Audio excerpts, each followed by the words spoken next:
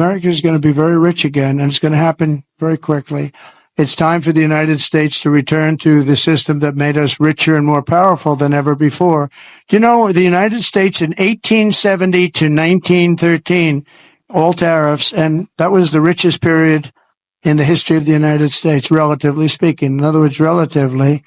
And they set up the Great Tariff Commission of 1887, and this commission had one function: what to do with all the money that we took in. It was so enormous that they had no idea. It was a blue ribbon committee. It was set up 1887, and what to do with all of the money that we had. And again, Teddy Roosevelt was a beneficiary, because when McKinley was killed, he took over this vast sum of money, and he did all of those national parks and all of the other things. And I'm not knocking him, but he was given a vast amount of money, and that was all made through tariffs. We had no income tax. The income tax came in 1913.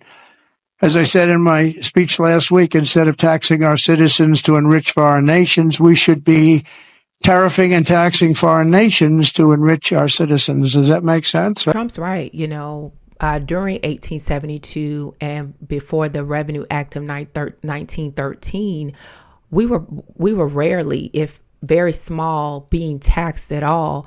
Our government funds primarily came from tariffs on import, public land, and excise taxes, as well as from wine, beer, liquor, and tobacco. So we were not being taxed as a nation prior to the Revenue Act of 1913, which Democrat lawmakers such as Representative, I believe his name is Underwood, as well as President Wilson, they enacted the Revenue Act that caused us to begin to be taxed. And even at that time, it was just up to about 5%, depending on your income bracket.